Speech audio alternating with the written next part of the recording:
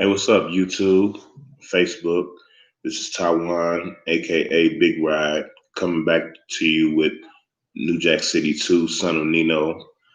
This is chapter 8. I've been reading it to you chapter by chapter uh, every day. So, hope you're enjoying Saga of Nino Jr. And here we go with chapter 8. Nino sat in the back of the cab with his duffel bag right next to him on the seat. To have the bag placed anywhere in the car besides where it was not even an option. It was too valuable to him and had already begun to feel like it was his baby. In fact, he hadn't even allowed anyone to ride in the car with him on the 15-hour drive from Minneapolis to New Jack City. It was just him, his dope, and his trusty 45 Taurus. While everyone else had pulled over to switch drivers and take turns at the wheel, Nino stayed the course and drove the entire journey himself. And now he had arrived safely. As his cab pulled up to his Aunt Nora's house, he looked out the window and took in its appearance. He looked out the window and located on the outskirts of New Jack City, the small red and gray house sat alone on its own piece of land with a short and sturdy fence around it. The paint on the panels of the house, as well as the shutters, looked worn and weathered by time and the elements.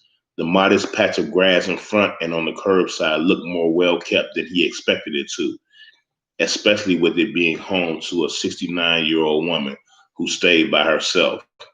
Nino paid the driver and grabbed his beloved duffel bag before he climbed out of the back seat. A couple of houses away, two little boys playfully chased the little girl around in circles. The girl screamed in mock horror, but the gleeful look on her face told the tale of how much fun she was having at being pursued by her pretend assailants. Down the street in the opposite direction and also across the street, a few people either sat on their porch or looked out their screen doors at the young, handsome intruder who was invading the perimeter they all called home. As Nino made his way toward the gate, his spectators made no attempt to appear that they weren't paying him any attention. But in the same respect, none of them made any attempt to greet him friendly or otherwise. Nino took note of all of this and didn't go out of his way to do so either. The squeaky sound of the gate served as a makeshift doorbell, and the front door of the two-level house opened up before he got to the porch. A small and short woman stood there with a kind smile and smart-looking spectacles atop her head of gray hair.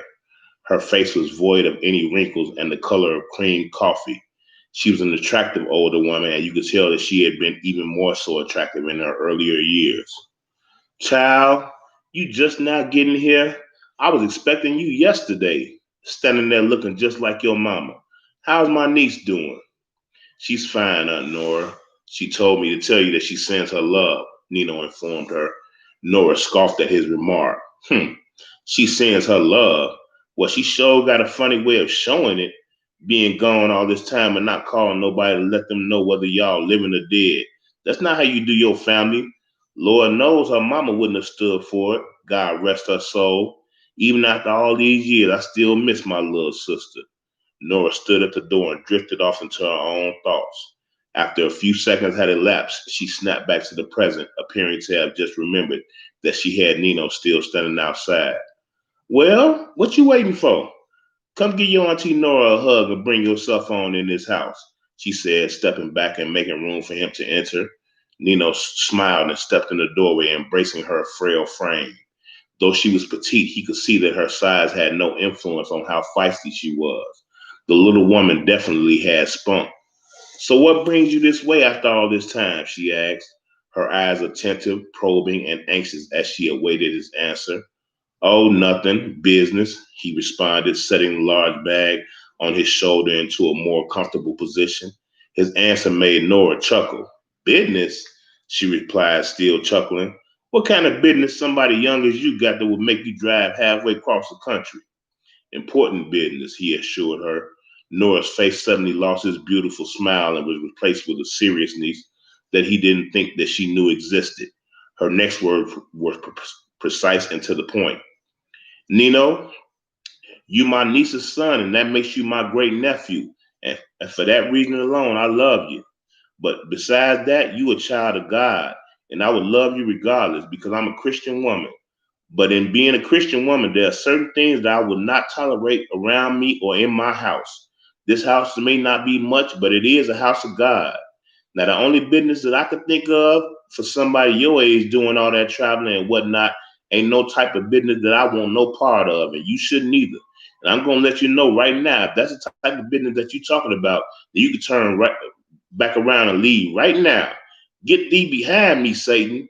People running around here and worshiping that stuff like it's God Himself. And the good book has said that you should worship the Lord your God and Him only. That's what I've been doing most of my life, and I'm gonna continue to do it as long as He see fit to keep me here. I learned a long time ago that you can't save everybody, so I didn't quit trying to. Most I can do is pray for you, she ended with conviction. At the end of her spiel, all Nino could do was stand there. If he didn't know before, he knew now not to that to try and hint that he was doing something not on the level was a grave mistake, one that he would never make again. Nino gave what he hoped was a comforting smile. No, Nora, that's not what I meant when I said business, Nino began. The look on Nora's face, however, still showed that she was not buying whatever it was that he was selling. He continued pouring it on thick.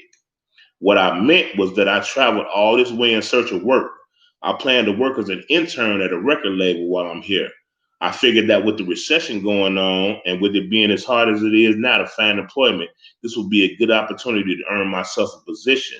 You know, work my way up from the ground floor. I just used the word business because I hope that one day that will be my business. It was my fault that you misunderstood. I should have been more specific. I'm sorry. Nino's words sounded totally sincere and heartfelt, but still Nora looked at him with great skepticism. It seemed that time was ticking by slowly as she continued to scrutinize him with slitted eyes. Finally, just as he was about to open his mouth to let some more lies spill, Nora's face broke into a wide grin. Oh, don't you worry about your Auntie Nora. Sometimes I get so caught up in my own thoughts that I tend to ramble. I'm one of those folks that would condemn the prayer and preacher if it wasn't for the congregation.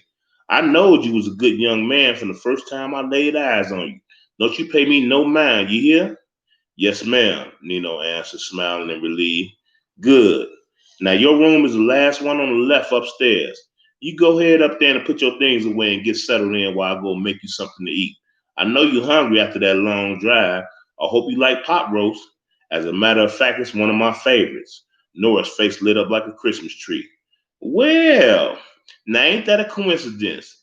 It just so happened that yesterday I made a whole mess of pot roast, greens, sweet potatoes, macaroni and cheese, and cornbread. It was Nino's turn to smile. That sounds good, Auntie. You got my mouth watering now. If only she knew. He could have been convinced to eat stir-fried shit if it meant keeping her happy and curbing her suspicions about him. I'm glad to hear it. Now you go on up there and get comfortable while I get in here and start warming this food up for you, she said, ambling off toward the kitchen. She was glad to have someone to cook for other than the occasional visit that she got from her pastor or other random members of her church. Nino walked up the stairs into his room. When he opened the door, he was not as disappointed as he thought he would be. At first sight, the room appeared to be modest yet livable in a mediocre sort of way. But upon closer inspection, he began to see how this could work out for him. The room was sparsely furnished with a full-size bed, a tall dresser, a long brown bureau dresser with an oval mirror on top of it, and an antique wardrobe chest that sat in the corner. A large area rug occupied a big part of the room with the big bed sitting on it. But the thing that caught his attention the most was the large trunk that resembled an old treasure chest sitting at the foot of the bed. The key was still in the lock. When he walked over to test it, he discovered that it still worked. He took the large bag off his shoulder and deposited it into the trunk, locked it, and put the key in his pocket. Nino walked downstairs to go eat his first meal in New Jack City with a feeling that everything would be all right. And now, without further ado, it gives me great pleasure to introduce a man who has done more for New Jack City in his 29 years on the force than the city's annual allowance from the state. Please put your hands together for a great cop and an even better man, my friend and yours, Captain Scotty Appleton. The raucous applause in the ballroom was deafening, as Scotty rose from his seat with a look of pure modesty and appreciation on his light-complected face. He no longer donned the long dreadlocks that he had sported for so many years and had become somewhat of a trademark for him. Some would say that he was even more handsome without them. This observation was supported by the many looks of admiration and even awe that he received from his female supporters, both married and unmarried. His hazel-colored eyes, that would have been a trait of a pretty boy on anyone else, were in direct contrast with his masculine face. He bore the look of a rough and rugged individual that had been intimately seasoned by the years as well as his experience. Scotty walked up the stairs that led to the stage and took his place behind the podium. His beard and mustache were trimmed into a neat and precise goatee. When the applause died down, he began to speak. I want to thank Chief Stone for his kind words and generous introduction. I'd also like to thank all of you for showing up here tonight to show your support for me. When they first told me that I was being promoted to the rank of captain with only a year left before my retirement, I was shocked to say the least. After the shock wore off, then came the confusion. Why me and why now? Then it hit me. This was a case of some very strategic timing. This was all done to discourage me from trying to climb further up the ranks at the ripe age of 55. Well, nice try, guys, but it didn't work. If Chief Stone could still become chief of police at the age of 83, then I guess I've still got some potentially prosperous years ahead of me. So sorry, Chief, I'm still coming, so be on the lookout, he said with a grin. This brought a polite ripple of laughter throughout the room. When the laugh subsided, his face grew somber. No, but seriously, becoming a cop and being able to serve on the same streets that I grew up on was like a dream come true. It became an inspiration of mine after the violent death of my mother. I knew then that it was my calling. I felt compelled to do my part to make sure that this kind of thing didn't keep happening to other children as young and helpless as I once was. It feels good to be able to make a difference in the city that I love, and I'm going to continue to do so as long as God keeps air in these lungs and blood flowing in these veins. Again, applause resounded in the large ballroom, and Scotty had to wait for it to die down before he continued. Before I conclude my speech tonight, I want to thank two people especially who I feel have been a positive driving force in my life. The first and most important would be my beautiful wife of 17 years, Leah, and my best friend, Nicholas Peretti, who has been my partner for about the same amount of time. When we first met, he and I didn't exactly set horses. I couldn't stand him and I wanted to stay away from him at all costs. Now, after all this time, I still can't stand him, he joked. Hey, screw you, Scotty, Nick called out from his seat. Not even if you beg me to, with tears in your eyes and money in your hands, Scotty retorted good-naturedly. And last but not least, I want to commend every man and woman on the force. It has truly been an honor and a privilege to work with the New Jack Police Department, who in my opinion is the best police department in the world. God bless America and God bless New Jack City. Scotty blew a kiss to Leah, and through the tears that shined in her eyes, he could see that the pride she felt for him at that moment shined even brighter. The sound of cheers and applause were deafening, but they both felt that they were in their own world as they held each other's gaze. Visit for Myron Davis. Go to booth 8. Visit for Myron Davis. Proceed to booth number 8. The voice boomed over the loudspeaker. When Heartless Hank strode to booth number 8, he could not believe the sight before him. Bear was dressed in an all-over orange jumpsuit, looking every bit of the role of a beaten man. His eyes were hollow and seemed to be soulless. It was as if he had aged a good 5 years in the short 30 hours that he had been jailed. Heartless Hank sat down on a stool and picked up the phone on the wall beside him. What's up, Unc? How you holding up?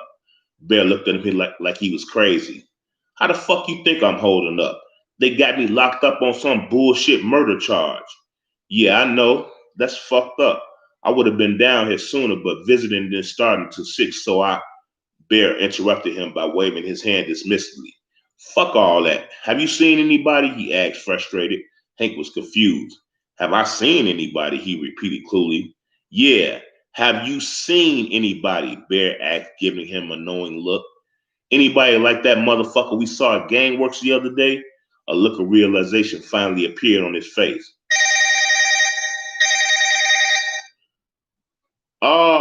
Nope, not yet, but I plan on getting around to that as soon as possible. Hank went in the pocket of his left breast and pulled out a note, putting it to the glass. The note read, it was his mother. I want them both dead by tonight. Bear took his finger, making the cutthroat gesture across his neck. Heartless nodded his head in understanding. Nuff said, I'll take care of that for you before I have to go and see my PO tomorrow. I got you. No worries. Bear looked at him with determination and mouthed the word tonight, pointing his index finger downward for emphasis. I said I got you, he repeated firmly. And don't fuck it up, Bear warned before getting up and slamming the phone back on the hook. Hank hung the phone up slowly with thoughts of what he had been asked to do on his mind. Nikki got out of her car and went to the truck to retrieve the multiple boxes and bags she had gotten to pack her belongings in. She couldn't wait to move. Every time she thought about it, she became excited and felt as giddy as a little girl. It would be truly nice to be able to go back to her childhood home and hold her head up high around those who had always looked down their noses at her.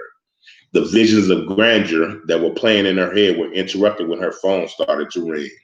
As she went to grab it off her hips, she grabbed some of the things that she had been holding. Hello, she answered calmly, trying to pick up the boxes and bags that she had dropped. As she was gathering them, an evil-looking man stepped up and began to help her. If she had not been at home, the sight of the man standing before her would have frightened her. He handed her everything that he had picked up and offered a smile that gave her chills.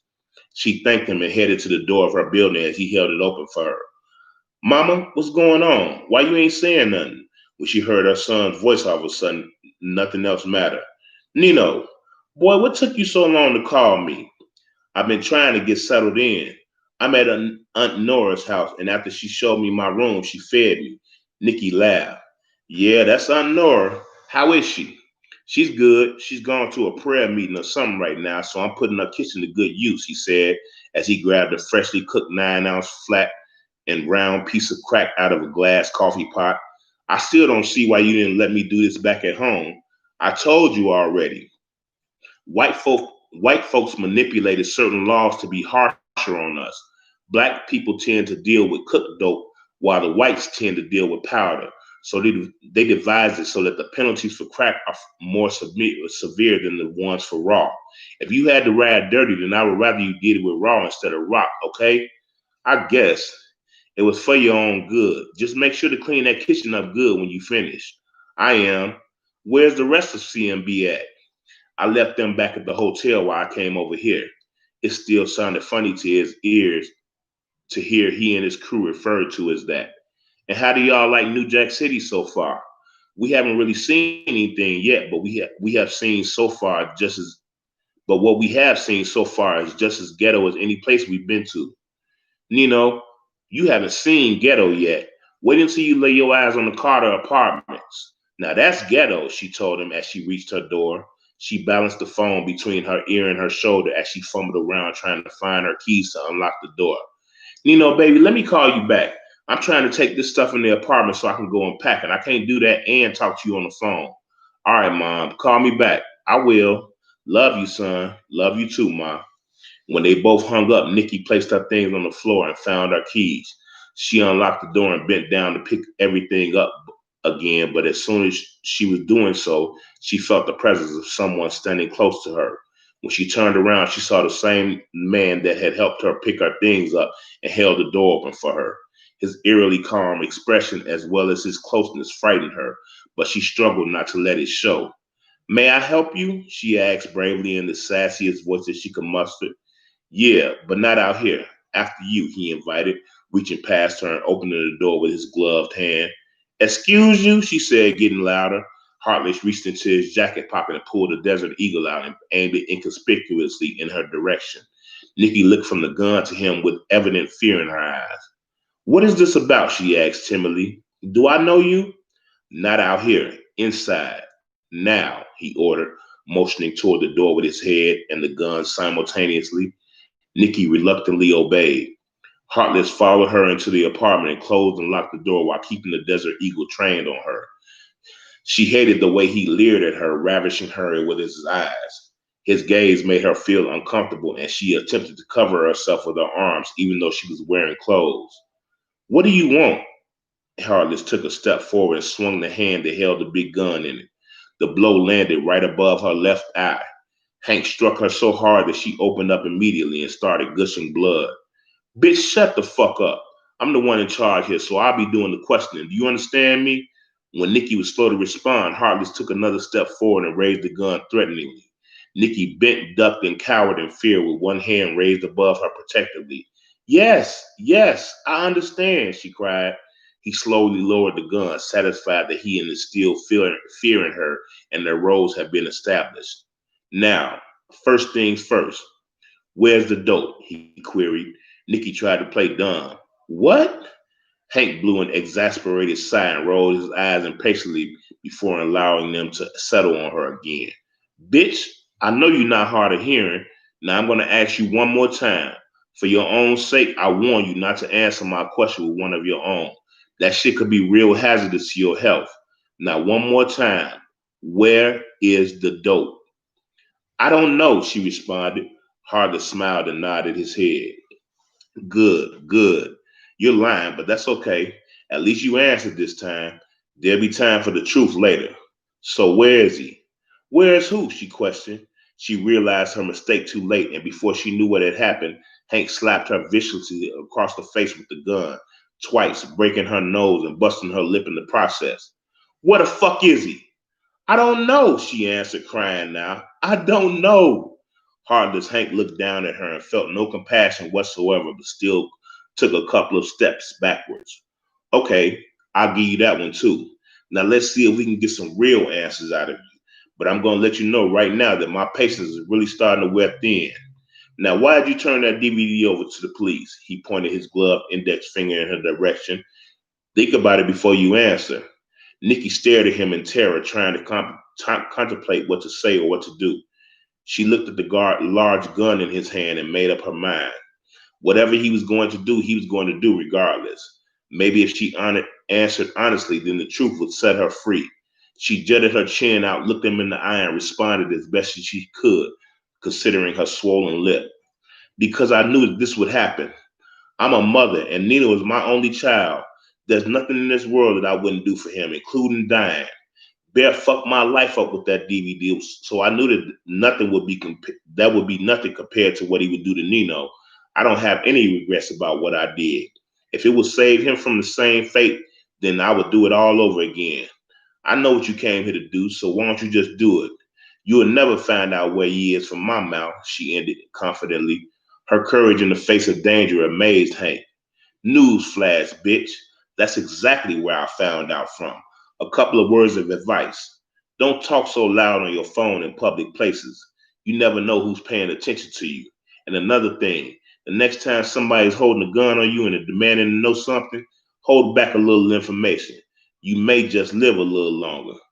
Go to hell, she spat through bloody lips. Ladies first. Hank's eyes turned dark and he shot forward with speed and agility that would have made a snake envious. He commenced to beating her savagely with the Desert Eagle. Every blow that landed managed to smash or mangle something a little bit more than the last one. As the blood began to fly from the fierce pistol whipping, Nikki began to drift off into oblivion. Miraculously, through all the pain, her last thoughts were of Nino. Minutes later, a slightly winded and moderately bloody, heartless Hank walked over to the kitchen sink and turned it on. As he rinsed the blood off his gloved hands, he repeated the procedure on his face.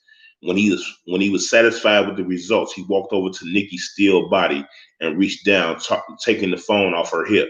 He opened her call log and pushed Nino's number and placed the call on speakerphone. Hundreds of miles away, Nino was busy putting the finishing touches on the kitchen. He had already bagged up 2 keys in large Ziploc bags. The huge chunks were waiting to be bagged up in nickels, dimes, dubs, 50s, and 100 pieces. Nino wasn't trying to let any money get away. He wasn't even going to package the crack in, he was even going to package the crack in capsules like he heard his father used to. When his phone began to ring to the sound of Neo's Miss Independent, He knew that it was his mother. What took you so long to call back? Oh, you know, things to do, people to kill, Harless answered back. Nino immediately knew that something was not right. His mother never allowed anyone to answer to use her phone. Even if so, why would they be calling his phone? What the fuck is this? Didn't I tell you when I first met you that this shit ain't no game? Didn't I tell you that motherfuckers get killed for this shit? You wanted to play in the big leagues, nigga? Well, you made it. Is it everything you thought it would be? When Nino heard that, he knew exactly who he was speaking to. Where's my mama? He demanded, standing upright with his fist clenched. Oh, that hoe? She right here. She ain't in no condition to talk, though. Man, I swear to God, if you did anything to her, then you ain't gonna do shit. Your mama was a bitch, but now she's a dead bitch. So that makes you the son of a dead bitch. And when I catch you, you're gonna be joining her real soon. You feel me? Nino's head began to reel. He hoped and prayed that he was just bluffing or trying to get a rise out of him. Just as he was the world to her, she was the absolute world to him. All his life, he had never known or loved anyone else besides her. And if she was indeed dead, then life as he knew it was about to change drastically. Hey, look, man, all bullshit aside, that's my mother. You want this shit back? Fine, you can have it. All of it. Just please, please, put my mama on the phone. That's all I ask, he pleaded. Sorry, homie, no can do. I wasn't bullshit with you. She really is dead. Hank put a hand up to his mouth and giggled like a little kid. I couldn't help myself, man. My bad, he said before breaking into laughter again and then stopping abruptly. Do you know she offered to suck and fuck me in exchange for her life? I'll give her one thing. At least she kept it real. Yeah, she was a real slut until the end. By now, Nino was shedding silent tears as he thought about the untimely demise of the woman he loved more than anything. When he spoke, the tears continued to flow and he struggled to hide the pain in his voice. You better hope and pray that I don't find you, because when I do, there's nothing in this world that's going to stop me from killing you. I'm going to make you wish that you were never born. I'm going to make you wish that you never knew that bitch nigga Bear. But most importantly, I'm going to make you hate the day that you ever fuck with a nigga that they call Nino Brown. I'm coming straight at you, pussy. Good. I'm glad to hear it. You just saved me a trip to New Jack City. I didn't know where I was going to stay when I got there, but I heard good things about the Carter Apartments. What you think? I think that we ain't got shit else to talk about is what I think. I'll see you when I get there. I'll be waiting. Nino hung up the phone and started grabbing the 10 large Ziploc bags of crack and taking up the stairs to his room. He had a lot of things to do before he made the trip back to Minneapolis. That was the end of chapter 8, New Jack City 2, Son of Nino. You can buy the book, The City, Son of Nico, on Amazon. You spell that Neko.